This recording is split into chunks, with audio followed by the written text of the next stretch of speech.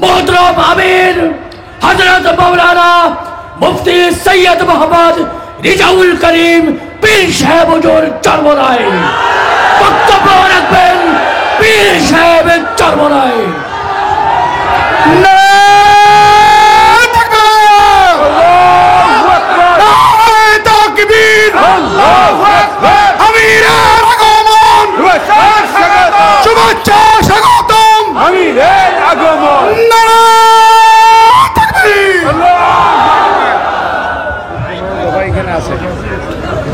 السلام عليكم ورحمة الله وبركاته.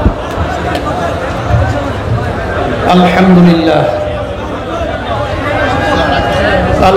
لله وكفى وسلام على عباده الذين اصطفى أما بعد فأعوذ بالله من الشيطان الرجيم بسم الله الرحمن الرحيم أولئك حزب الله صدق الله العلي العظيم. درود شريف পড়ি اللهم صل على سيدنا ونبينا وحبيبنا ومولانا محمد صلى الله عليه وعلى آله وأصحابه وبارك وسلم. ইসলামী আন্দোলন বাংলাদেশ চট্টগ্রাম বিভাগীয় শাখা কর্তৃক আয়োজিত আজকের সমাবেশের সম্মানিত সভাপতি, মঞ্চের কেন্দ্রীয় বিভিন্ন পর্যায়ের দায়িত্বশীল সহ সহযোগী সংগঠনের বিভিন্ন পর্যায়ে দায়িত্বশীল, সামনে উপস্থিত বিশেষ করে ইসলাম প্রেমিক, দেশ প্রেমিক, শান্তিকামী আমার মুসলমান ভাইয়েরা,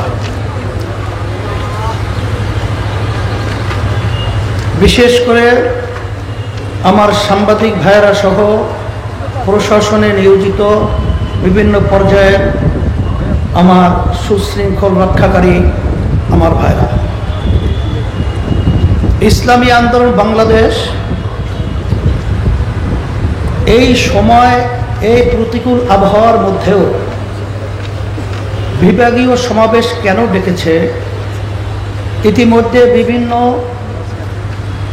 আলোচকদের মাধ্যমে মূল বিষয়টা আমরা জানতে পেরেছি। তবে আজকে সরকার সহ যারা নাকি ইসলামের বিরুদ্ধে এবং যারা নাকি এই দেশের স্বার্থকে অগ্রাধিকার না দিয়ে ক্ষমতা প্রেমিক যারা রয়েছে, এদেশের টাকা যারা বিদেশে পাচার করে বেগম পাড়া তৈরি করেছে, তাদেরকে এই সমাবেশ থেকে জানান দিতে চাই যে তোমরা এসে দেখে যাও, দেশপ্রেমিক, ইসলাম প্রেমিক আজকে এই প্রতিকূল আবহাওয়ার মধ্যেও স্বতঃস্ফূর্তভাবে তাদের টাকা পয়সা সহ সমস্ত কাজকে ফেলে রেখে আজকে মাঠে জমা হয়ে তোমাদের বিরুদ্ধে, দুর্নীতিবাজদের বিরুদ্ধে এবং ক্ষমতা প্রেমিকের বিরুদ্ধে অবস্থান তৈরি করেছে। আজকে বিশেষ করে আমরা সরকারকে উদ্দেশ্য করে বলবো, আপনারা যে ইসলামকে ধ্বংস করার, মুসলমানদেরকে বাংলাদেশ থেকে নিষিদ্ধ করার যে পরিকল্পনা করেছেন, সবচেয়ে বড় একটা ষড়যন্ত্র হলো শিক্ষা থেকে ইসলামী শিক্ষাকে তুলে দেওয়া। আমার আব্বাজান রহমাতুল্লাহি আলাইহি বলেছেন, সব শিক্ষায় জাতির মেরুদণ্ড হতে পারে না। যদি সব শিক্ষায় জাতির মেরুদণ্ড হয়ে থাকে, আজকে যারা নাকি দেশ পরিচালনার জন্য এমপি মন্ত্রী রয়েছেন, টিআইবি রিপোর্টের ভিতরে আমাদের সামনে প্রকাশ হয়েছে প্রায় 100 জন এমপি মন্ত্রীদের ভিতরে তারা তদন্তের পরে তারা পেয়েছে 97 জনের মতো উল্লেখযোগ্য দুর্নীতিগ্রস্ত অর্থাৎ চোর, আর 3 জন পেয়েছে তারাও কিন্তু দুর্নীতিগ্রস্ত অর্থাৎ তারাও চোর, একটু কম চোর। তাহলে যারা এমপি মন্ত্রী দেশ পরিচালনার দায়িত্ব পালন করছে, ওরা তো যে কোনো শিক্ষায় শিক্ষিত হয়েছে, কিন্তু ওই শিক্ষার মাধ্যমে ওদেরকে মানুষ বানাতে পারে নাই, কুত্তার চেয়েও খারাপ বানিয়েছে। আর ইসলামী এমন এক শিক্ষা, যে শিক্ষা প্রবর্তক হলেন আল্লাহ রাব্বুল আলামিন, যাকে পাঠিয়েছিলেন ওমা আরসালনাকা ইল্লা রাহমাতাল লিল আলামিন।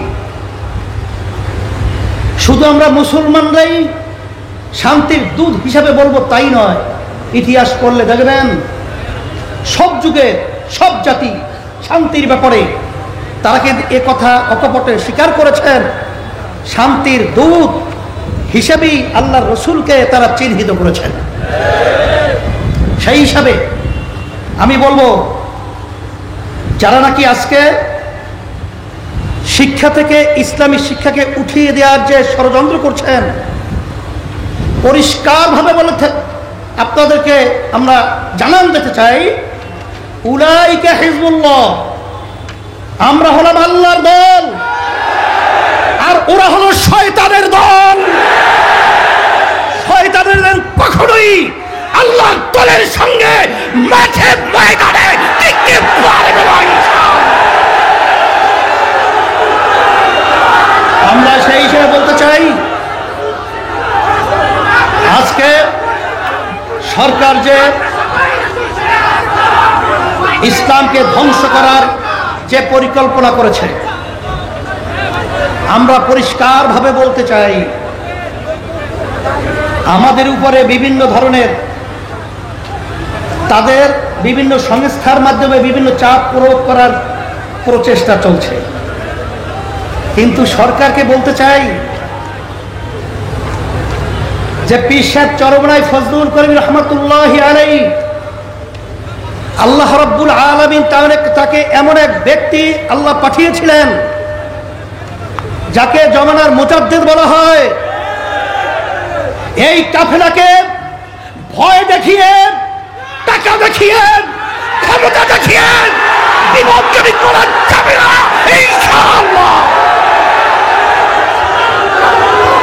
তোমরা ভালোভাবে জেনে রাখো, আমাদেরকে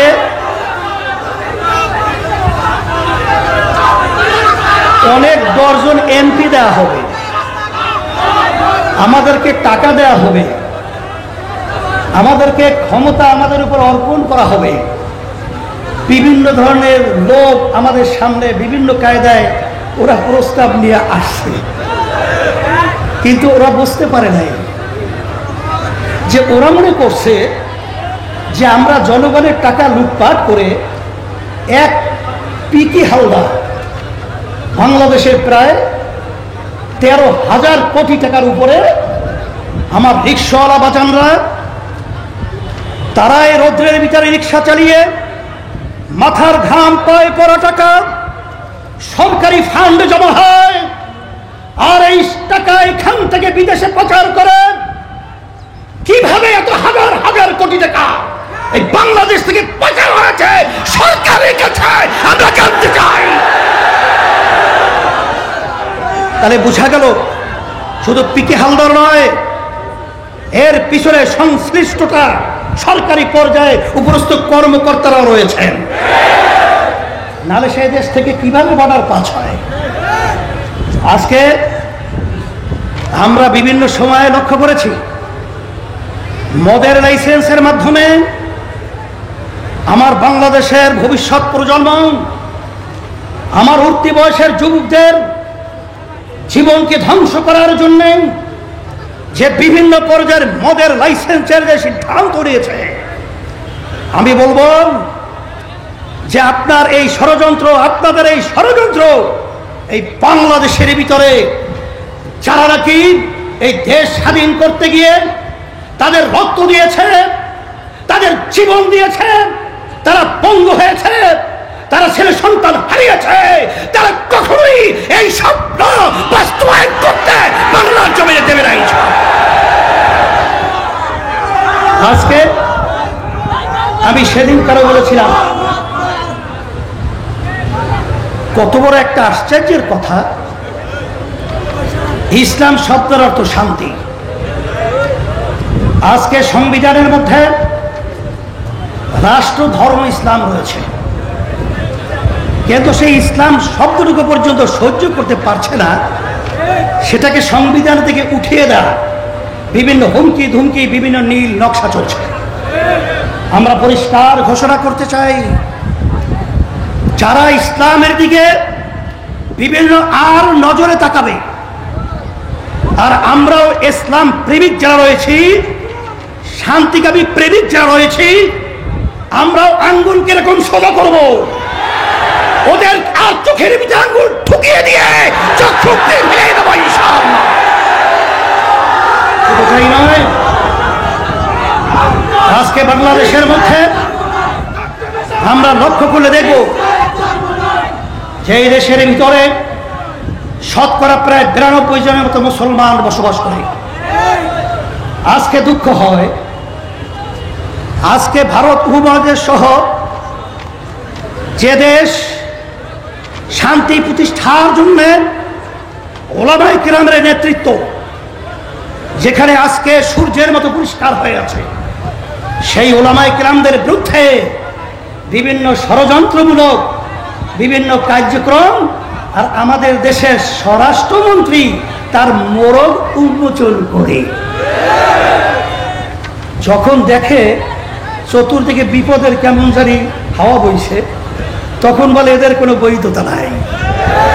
তাই বৈধতা নাই, আপনি স্বরাষ্ট্রমন্ত্রী, আপনি মোরগ উন্মোচন করে তাদেরকে প্রিভিলেজ দিলেন, তাদেরকে আপনার কাজ করার ব্যাপারে আগ্রহ তৈরি করলেন, কিন্তু আজকে বিভিন্ন বক্তারা বলেছেন যে আজকে সন্ত্রাস কারা, দুর্নীতিবাজ কারা, তারাই দেশের সম্পদ আত্মসাৎ করে, তাদের তালিকা জনসম্মুখে প্রকাশ করতে হবে। যদি তাই না হয়, আমরা তো সবে মাত্র, আপনারা দেখেছেন শান্তিপ্রিয় প্রোগ্রামে আমরা আজকে জানান দিচ্ছি, কিন্তু মুসলমানদের চরিত্র, মুসলমান কখনই পিঠ ফিরাতে যাবে না। যদি প্রয়োজন হয় আজকে ইসলামকে তার সম্মান রক্ষার জন্যে, আজকে দেশের শান্তি ঠিক রাখার জন্যে, দুর্নীতিবাজদের বিরুদ্ধে অবস্থান তৈরি করার জন্যে প্রয়োজন হলে আমরা বুক সামনে পেতে ওদের বিরুদ্ধে অবস্থান তৈরি করব, বাংলাদেশ থেকে ওদেরকে তাড়িয়ে দেবো ইনশাআল্লাহ। সেই হিসাবে আজকে আসেন ইসলামী আন্দোলন বাংলাদেশ, আমরা এমন এক নীতি আদর্শ নিয়ে আজকে মাঠে ময়দানে কাজ করছি, যেই নীতি আদর্শের নাম হলো ইসলাম।